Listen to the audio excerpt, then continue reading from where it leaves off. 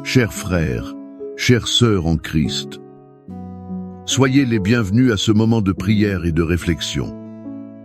C'est un espace sacré où nous nous unissons dans la foi pour chercher la face de notre Dieu. Je vous invite maintenant à vous défaire de toutes les préoccupations du jour. Laissez partir toute l'anxiété qui tente de vous voler votre paix. Imaginez qu'en ce moment précis, un manteau de tranquillité, tissé avec le plus pur amour céleste, est déposé sur vos épaules. Sentez le poids de la présence de Dieu, une présence qui n'accuse pas, mais qui accueille. Elle ne juge pas, mais elle justifie. Nous entrons dans un temps et un espace sanctifié, scellé par la promesse du Seigneur. Il dit lui-même: « Là où 2 ou 3 sont réunis en mon nom, je suis au milieu d'eux. » Nous croyons qu'il est ici, dans votre foyer, dans votre voiture, où que vous écoutiez. Il est prêt à servir votre cœur, et de manière spéciale, le cœur de votre famille. Dans l'unité de la foi, nous nous levons maintenant comme une armée d'intercesseurs. Nous prenons notre position dans la bataille spirituelle qui entoure nos foyers. Nous ne luttons pas contre des personnes, mais contre les principautés et les puissances. Nous luttons contre les forces spirituelles de la méchanceté dans les lieux célestes. C'est pourquoi, au nom de Jésus-Christ de Nazareth, par la puissance de son nom et l'autorité de son sang précieux versé à la croix, nous nous levons contre tout mal dirigé contre nos familles. Nous brisons toute flèche d'envie, toute parole de malédiction. Nous brisons tout sortilège et toute œuvre de sorcellerie lancée contre votre maison, contre votre mariage, contre vos enfants. Nous détruisons maintenant toute forteresse de discorde, de querelle et d'incompréhension. Celle-ci que l'ennemi a tenté de construire entre mari et femme, entre parents et enfants, entre frères et sœurs. Nous déclarons qu'aucune arme forgée contre votre famille ne prospérera. Toute langue qui se lèvera contre elle en jugement, nous la condamnons au nom de Jésus. Nous ordonnons à tout esprit de division, d'adultère, de vice, de rébellion et de maladie de se retirer maintenant de votre maison et de votre lignée. Nous déclarons un périmètre de protection divine autour de nos enfants. Que le sang de Jésus les couvre et les délivre des accidents, des mauvaises compagnies, des dangers visibles et invisibles. La victoire nous a déjà été donnée à la croix du Calvaire. Nous en prenons possession par la foi. Votre famille n'est pas un projet raté, c'est un projet de Dieu. Ce que Dieu a uni et béni, aucun mal ne peut le maudire. Maintenant, respirez profondément. Sortons du champ de bataille de la prière déclaratoire. Entrons dans le sanctuaire de la méditation dans la parole de Dieu. Car c'est dans sa parole que nous trouvons la carte du cœur du Père et l'espérance pour nos luttes les plus profondes. Je veux que vous cheminiez avec moi à travers l'une des histoires les plus touchantes de toute l'Écriture. C'est la parabole du Fils prodigue, que je préfère appeler la parabole du Père amoureux, enregistrée en Luc, chapitre 15. Il y avait un homme qui avait 2 fils. Le plus jeune, dans un acte de rébellion et d'autosuffisance, arrive vers son père et lui dit « Père, je veux ma part de l'héritage. » Imaginez la douleur dans le cœur de ce père. Le fils ne demandait pas seulement de l'argent. Il disait, en substance, « Père, pour moi, tu es déjà mort.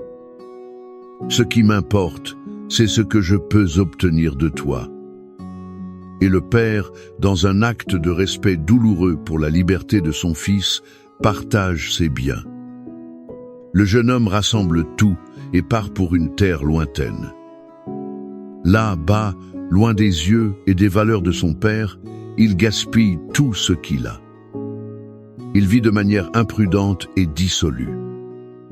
Quand l'argent est épuisé, une grande famine frappe cette terre.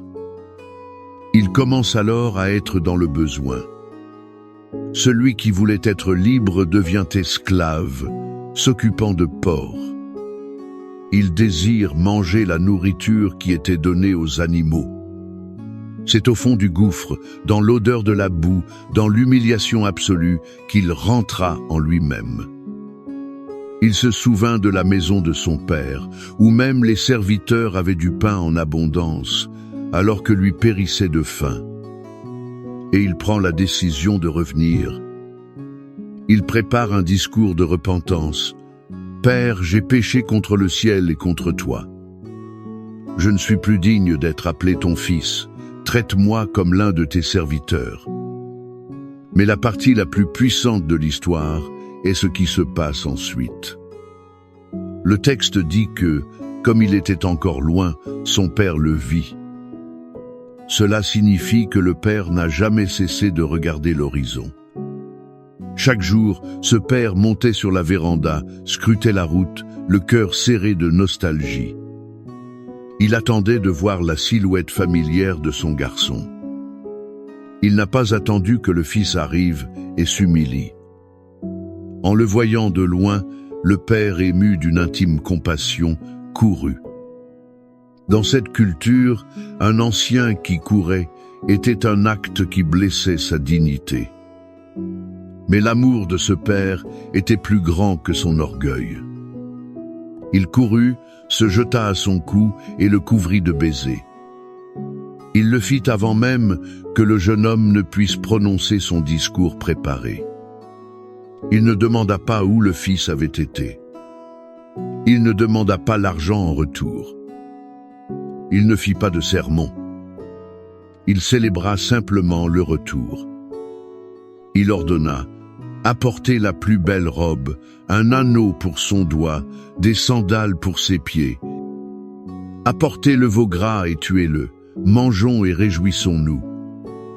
Car mon fils était mort et il est revenu à la vie, il était perdu et il est retrouvé. Cette histoire est le cœur de l'Évangile. Elle contient des leçons précieuses pour votre famille aujourd'hui. La première vérité que cette histoire grave dans notre âme est que l'amour de Dieu, le Père Céleste, pour vous et pour chaque membre de votre famille ne dépend pas de leur performance. Ce Père aimait son Fils autant le jour où il est parti de la maison que le jour où il est revenu. Êtes-vous une mère ou un père priant pour un enfant qui s'est égaré? Un enfant qui a choisi un chemin de destruction. Sachez que l'amour de Dieu pour lui n'a pas diminué. Votre rôle est de refléter cet amour, en gardant le cœur ouvert et les yeux sur l'horizon. Soyez toujours prêts à courir et à embrasser. La deuxième leçon est une ancre d'espoir. Peu importe à quelle distance un enfant, un conjoint ou un cœur s'est éloigné. Il y a toujours un chemin de retour vers la maison. L'ennemi veut nous faire croire que certaines erreurs sont impardonnables.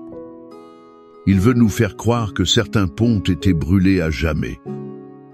Mais cette parabole nous crie que la porte de la maison du Père est toujours ouverte. Le repentir, le rentrer en soi-même, est le premier pas sur le chemin du retour. Et pour nous qui sommes à la maison, notre mission est d'être un phare qui indique ce chemin.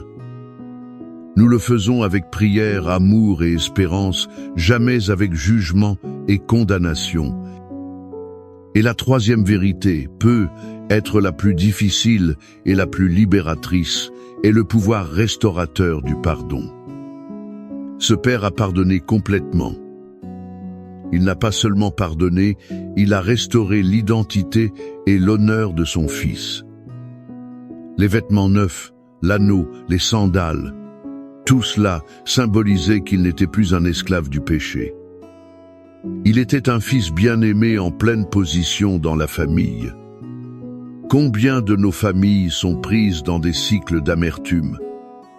C'est parce que nous refusons de pardonner, comme le Père nous a pardonné. Le pardon n'est pas dire que ce que l'autre a fait était juste. C'est dire que l'amour de Dieu est plus grand que l'offense. C'est libérer l'autre du tribunal de notre cœur et le remettre entre les mains du juste juge. Avez-vous déjà pensé au rôle que vous avez joué dans votre famille? Avez-vous été le père qui attend les bras ouverts, ému par la compassion? Ou peut-être, sans vous en rendre compte, avez-vous agi comme le frère aîné? Celui qui est resté à la maison a respecté toutes les règles, mais avait un cœur rempli de propre justice et d'amertume, incapable de célébrer la restauration de son frère. Ce Père de la parabole est un reflet de notre Père céleste. Il ne se contente pas de nous attendre, il nous a aussi laissé des promesses écrites. Ce sont des pactes de protection auxquels nous pouvons nous accrocher pendant que nous attendons et prions. Le psaume 91 est le décret de protection du Père sur ses enfants. C'est un bouclier de foi contre toutes les peurs. Et le psaume 23 est la certitude de ses soins et de sa provision à chaque étape du chemin. C'est la garantie que, même dans les vallées les plus sombres, il est avec nous. Fermez les yeux maintenant, si vous le pouvez, et recevez cette parole non comme un poème ancien. Recevez-la comme une promesse vivante et active pour vous et votre maison aujourd'hui. Laissez chaque mot du psaume 91 devenir un mur de feu autour de votre famille. Celui qui demeure sous l'abri du Très-Haut repose à l'ombre du Tout-Puissant. Je dis de l'Éternel, il est mon Dieu, mon refuge, ma forteresse. C'est en lui que je me confie, car c'est lui qui te délivrera du filet de l'oiseleur. Il te délivrera aussi de la peste pernicieuse. Il te couvrira de ses plumes, et tu trouveras un refuge sous ses ailes. Sa fidélité est un bouclier et une cuirasse. Tu ne craindras ni les terreurs de la nuit, ni la flèche qui vole de jour, ni la peste qui marche dans les ténèbres, ni la contagion qui frappe en plein midi. Que 1000 tombent à ton côté et 10 000 à ta droite. Tu ne seras pas atteint. De tes yeux seulement tu regarderas. Tu verras la rétribution des méchants. Car tu es mon refuge, ô Éternel. Tu as fait du Très-Haut ta demeure. Aucun malheur ne t'arrivera et aucun fléau n'approchera de ta tente. Car il ordonnera à ses anges de te garder. Ils te garderont dans toutes tes voies. Ils te porteront sur leurs mains, de peur que ton pied ne heurte une pierre. Tu marcheras sur le lion et sur l'aspic. Tu fouleras le lionceau et le dragon. Puisqu'il m'aime, je le délivrerai. Je le protégerai, car il connaît mon nom. Il m'invoquera, et je lui répondrai. Je serai avec lui dans la détresse, je le délivrerai, et je le glorifierai. Je le rassasierai de longs jours, et je lui ferai voir mon salut. Père, nous nous basons sur ta parole infaillible et ton cœur de Père révélé dans l'histoire du Fils prodigue. Nous t'apportons maintenant nos requêtes spécifiques. Nous te remercions parce que le Seigneur est notre refuge et notre forteresse. Nous prions maintenant avec l'autorité que tu nous as donnée. Pour chaque fils et fille qui s'est éloigné de la maison, qui s'est éloigné de tes chemins. Seigneur, où qu'il soit, nous demandons que ton Esprit Saint les trouve. Qu'il les trouve comme il a trouvé le Fils prodigue dans la porcherie. Qu'ils rentrent en eux-mêmes, qu'ils regrettent la maison du Père. que leur orgueil soit brisé afin qu'ils puissent commencer le chemin du retour. Nous préparons nos cœurs, Père, pour les recevoir avec fête et non avec accusation. Nous prions pour les mariages qui rencontrent des difficultés. Nous prions pour les couples qui se sont éloignés émotionnellement et physiquement. Seigneur, toi qui restaures ce qui est brisé, restaure la communication, le respect, l'admiration et l'amour dans ces foyers. Brise les barrières de silence et de rancœur et reconstruis les ponts de la réconciliation au nom de Jésus. Nous crions pour ceux qui luttent avec des relations brisées entre parents et enfants, entre frères et sœurs, où l'amertume et le manque de pardon ont pris racine. Père, déverse ton baume de guérison sur ces blessures. Libère une vague de ton pardon surnaturel. Accorde à chacun la capacité de pardonner comme tu nous as pardonné. Et comme ta parole nous le promet dans le psaume 23, nous déclarons que le Seigneur est le berger de notre famille. Et rien ne nous manquera. Nous suppléons, au nom de Jésus, à chaque besoin financier. Ouvre les portes de la provision, multiplie nos ressources. Enseigne-nous à être de bons intendants et délivre-nous de toute dette et de toute préoccupation. Nous déclarons que ta bonté et ta miséricorde nous suivront tous les jours de notre vie. Et nous habiterons dans ta maison de longs jours. Et nous prions aussi pour la guérison, Seigneur. Guéris les corps malades, de la tête à la plante des pieds. Réprimande toute maladie et toute douleur. Mais nous crions aussi pour la guérison de l'âme, pour la guérison de la dépression, de l'anxiété, des traumatismes du passé.